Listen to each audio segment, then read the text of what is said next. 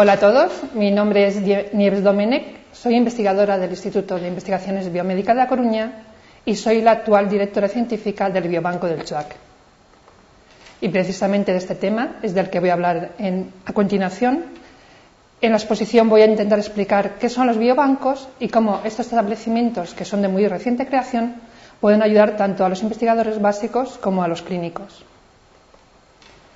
Para ello, lo que he hecho es dividir la exposición en tres partes diferenciadas. En una primera, explicaré qué son los biobancos y cuál es su función. Posteriormente, comentaré brevemente algo sobre la legislación que lo regula y, por último, explicaré de forma bastante general cómo es su funcionamiento y cómo es su organización. Y antes de empezar con estas tres partes diferenciadas de la exposición, quisiera comentar varios hechos solo a modo de introducción.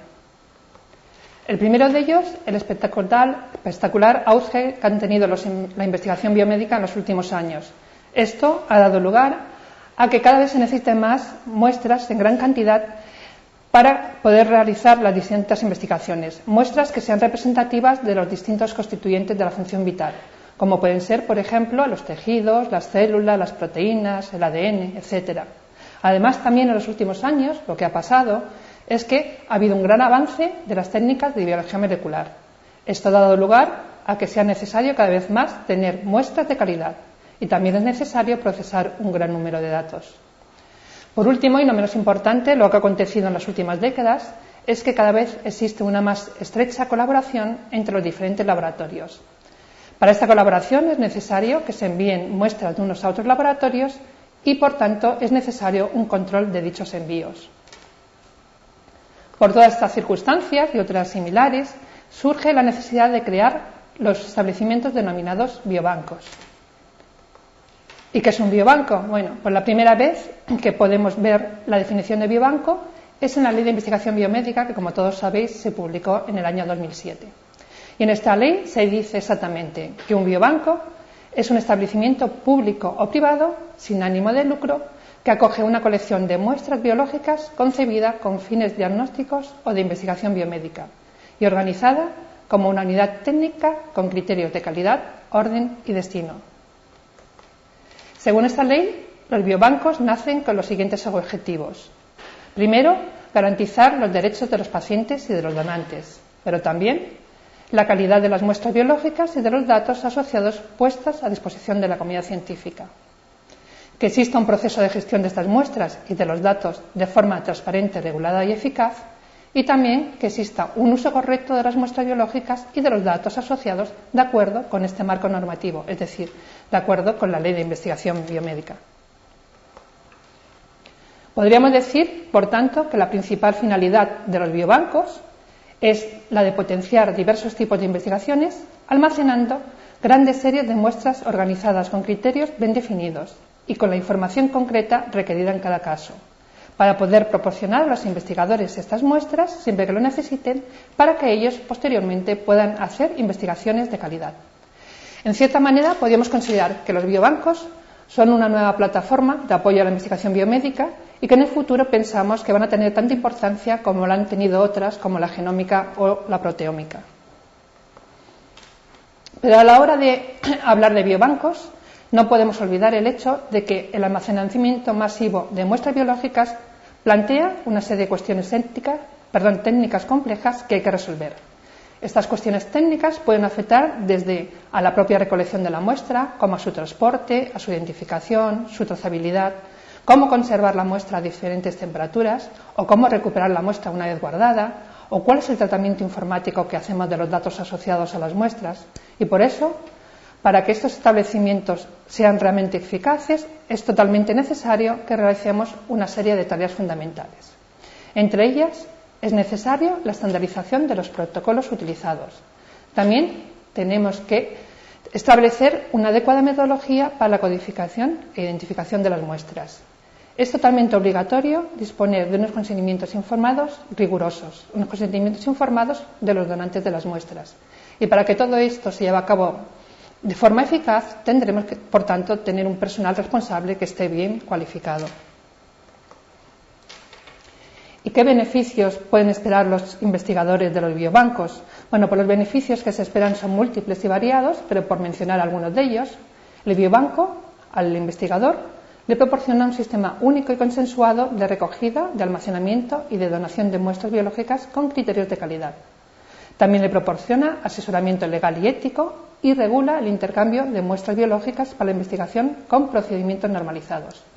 Por todo esto, por todo lo anterior, sirve de instrumento para la investigación cooperativa, multicéntrica y multidisciplinar y en conjunto contribuye a la entrada de nueva financiación y de patentes al sistema sanitario. Pero los beneficios de los biobancos no solamente son para los investigadores, sino que se pueden ampliar incluso al donante de la muestra. ¿Por qué es así? Porque los biobancos, al potenciar investigaciones de calidad, estas investigaciones pueden dar lugar a resultados que permitan el desarrollo de sistemas de diagnóstico precoz, por ejemplo, o la implantación de métodos no invasivos para las diferentes enfermedades. También los resultados pueden ayudar al desarrollo de sistemas de pronóstico o incluso estos resultados pueden ayudar a la identificación de posibles dianas terapéuticas. Y es más, los beneficios de los biobancos los podemos ampliar incluso a la población general, es decir, no solamente a los donantes de las muestras. ¿Por qué? Porque los biobancos no solamente potencian investigaciones de calidad, sino que permiten que se hagan investigaciones con un gran número de muestras y con un gran número de datos asociados. Y este tipo de investigaciones sirven, por ejemplo, para relacionar el estilo de vida o los factores ambientales con la enfermedad y también para identificar posibles factores de riesgo. O pueden servir para desarrollar herramientas de diagnóstico para la prevención de dichas enfermedades. Pero siempre que hablamos de investigación biomédica hay algo importante que debemos tener en cuenta, que estamos trabajando con muestras biológicas de origen humano y, por tanto, en todas estas investigaciones los investigadores siempre tienen que mantener un equilibrio entre lo que sería la investigación en sí y los valores éticos y legales asociados a este tipo de investigaciones, sobre todo los valores éticos de los donantes de las muestras. Por eso es imprescindible que toda investigación biomédica se realice siempre bajo un marco normativo. Y esto es lo que vamos a ver en la segunda parte de la exposición. ¿Cuál es la legislación relacionada con los biobancos? En cuanto a la legislación, si lo que nos ceñimos es a la legislación nacional, existen actualmente en vigor 3 documentos que es imprescindible que todos los investigadores tengan en cuenta a la hora de realizar investigación biomédica. Estos 3 documentos son la Ley de Investigación Biomédica, que como ya he dicho se publicó en el 2007, la Ley de Protección de Datos, que es del 1999, y el Real Decreto de Biobancos. Este Real Decreto se publicó muy recientemente, de hecho concretamente en diciembre del año pasado, y en este Real Decreto es en el que me voy a centrar a continuación. Antes de comentar algunos de los puntos que están publicados en este Real Decreto, quiero mencionar que este Real Decreto se publica después de que se creó a nivel nacional la Red Nacional de Biobancos. Esta Red Nacional de Biobancos se creó gracias a una ayuda del Instituto Carlos III y está constituida por 63 instituciones que están en 15 comunidades autónomas diferentes. Una de las comunidades es Galicia y en Galicia en concreto hay 3 biobancos que son miembros de la red.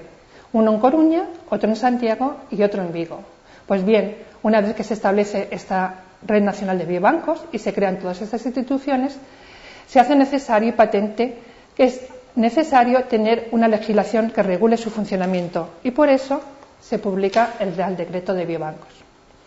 En este Real Decreto de Biobancos lo que se establece es los requisitos básicos de autorización y funcionamiento de los biobancos con fines de investigación biomédica y también del tratamiento de las muestras biológicas de origen humano. Y también se regula el funcionamiento y organización del Registro Nacional de Biobancos para investigación biomédica. ¿Y cuáles son los principales principios rectores de este Real Decreto de Biobancos? Pues los principales principios rectores son 4. El primero, el que ya hemos mencionado, que es totalmente obligatorio siempre tener el consentimiento informado de los donantes de las muestras. Además, hay que tener en cuenta la protección de los datos personales de estos donantes. También tenemos que considerar siempre al donante como el titular de la muestra y, por tanto, hay que abandonar la idea que está bastante establecida de que el titular o dueño de la muestra es el investigador o el clínico que la consigue. Eso no es así. El titular de la muestra es el donante. Y por último, lo que también hemos mencionado, que todo este tipo de investigación se tiene que desarrollar bajo un estricto control ético. Y bueno, ¿cuál es el ámbito de aplicación del Real Decreto? Es decir, ¿quién tiene que cumplir lo que se publica en el Real Decreto? Pues el ámbito de aplicación del Real Decreto lo tienen que cumplir todos los biobancos de investigación biomédica, todas las colecciones de muestras biológicas humanas recogidas para el desarrollo de una línea de investigación biomédica concreta, pero también lo tienen que cumplir las muestras biológicas humanas utilizadas en proyectos de investigación, y en este caso se incluyen también las que se usan en ensayos clínicos, y por último lo tienen que cumplir todos los biobancos, colecciones y muestras obtenidos en principio como fines asistenciales o diagnósticos, si en algún momento todas o algunas de estas muestras se van a utilizar con fines de investigación biomédica.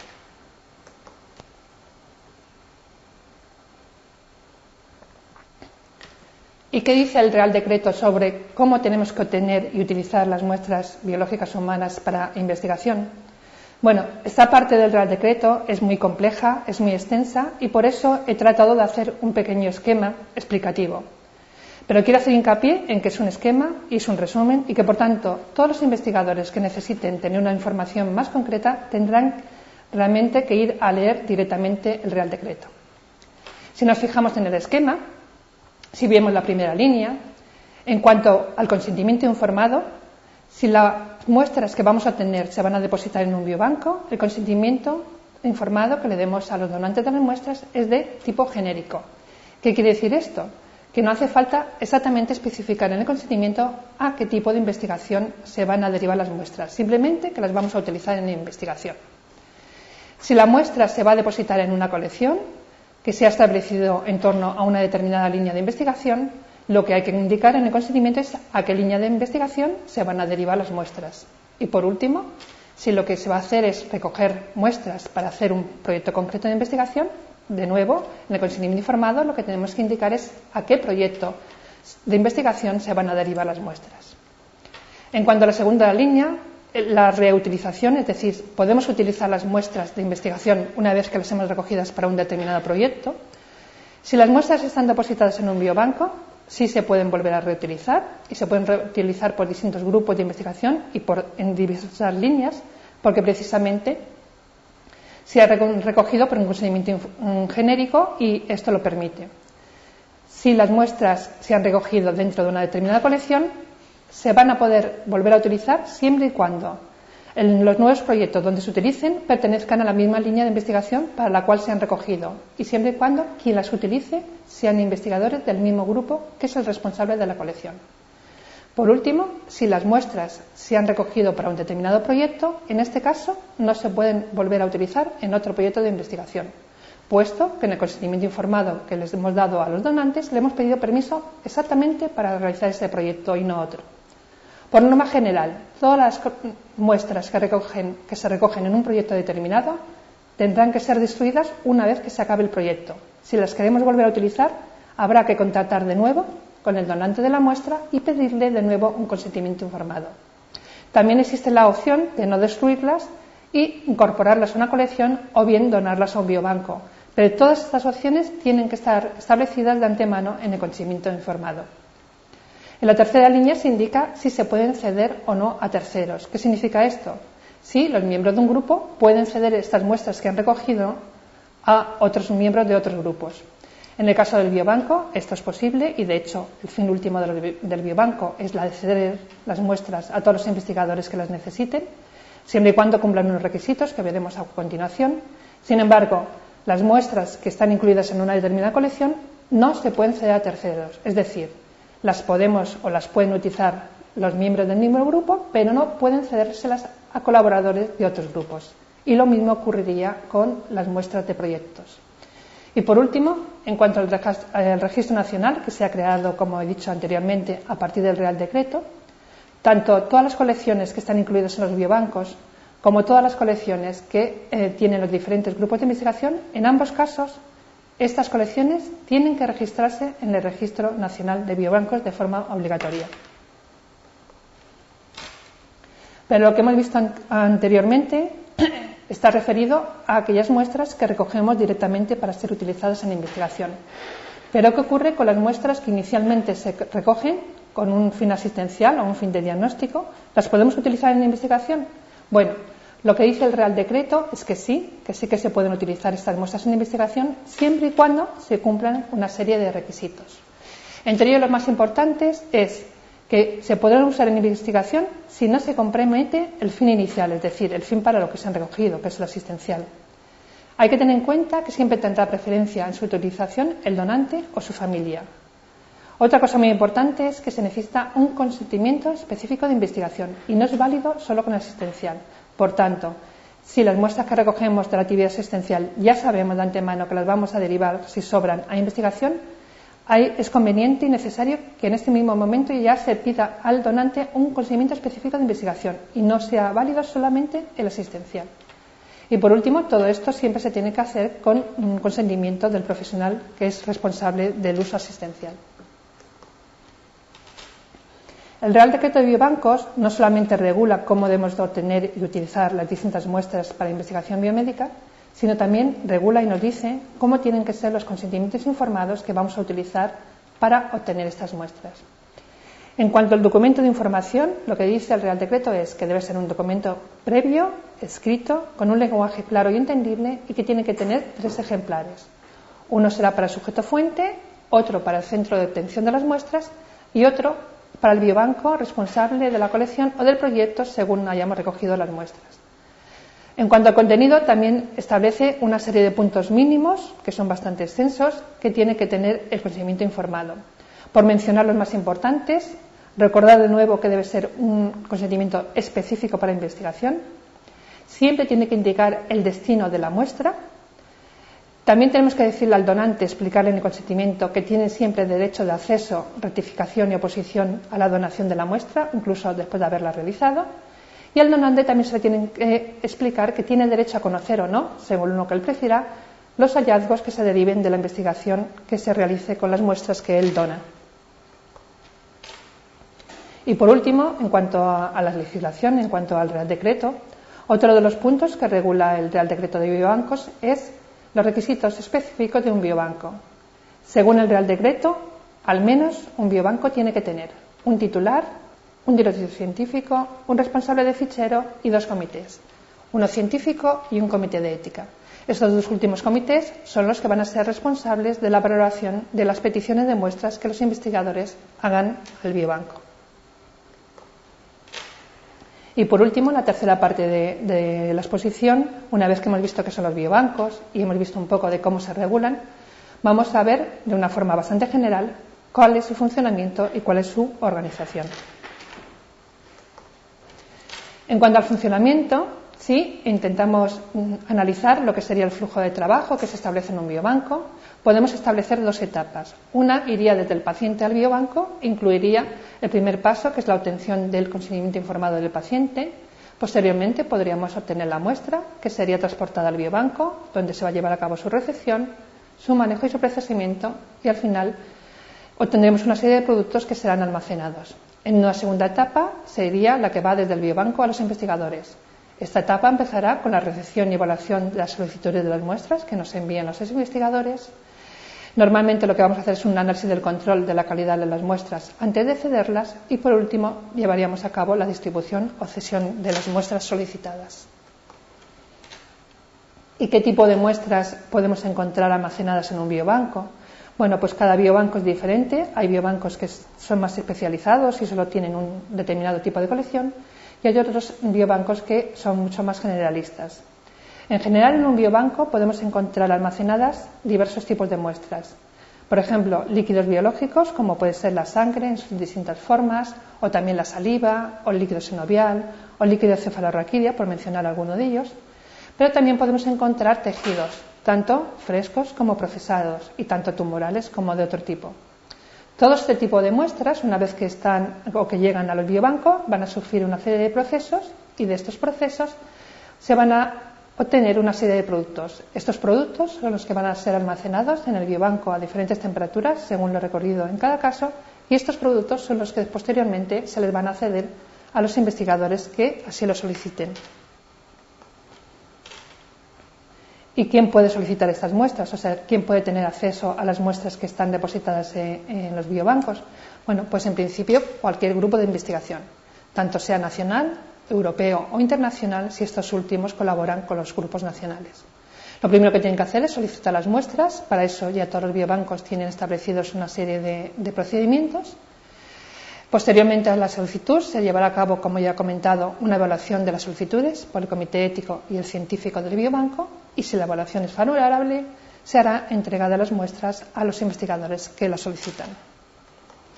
Pero evidentemente esta cesión tiene que cumplir una serie de requisitos. Entre ellos los más importantes son que todos los proyectos de investigación que los investigadores presentan al biobanco, para los cuales necesiten obtener células de dicho biobanco, muestras en general de dicho biobanco, todos estos proyectos tienen que haber sido aprobados previamente por el CEIC, el Comité de Ética de Investigación Clínica correspondiente.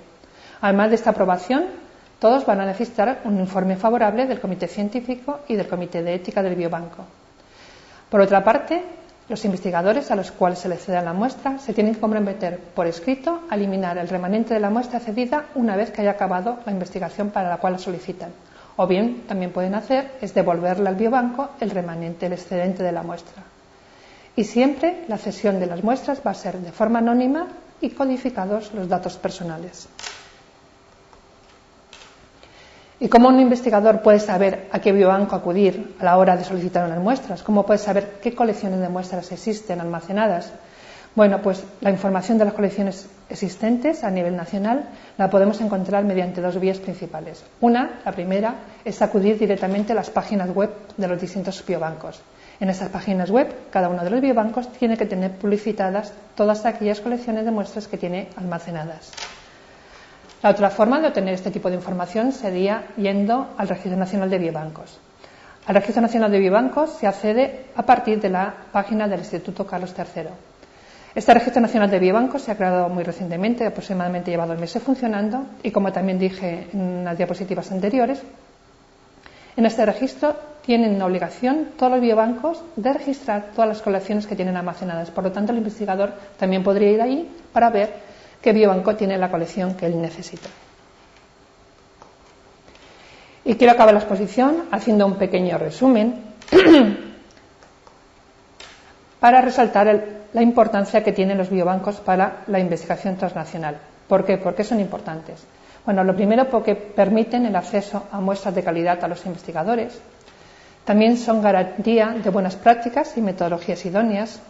Por otro lado, promueven políticas adecuadas de aseguramiento de la calidad, integran información clínica, patológica y molecular y son garantía de requerimientos tanto éticos como legales. Y quisiera acabar la exposición haciendo énfasis de nuevo en la importancia de estos biobancos, mostrando una portada de la revista Times en la cual indican o mencionan que los biobancos son una de las 10 ideas que pueden cambiar el mundo. Y esto es todo. Muchísimas gracias.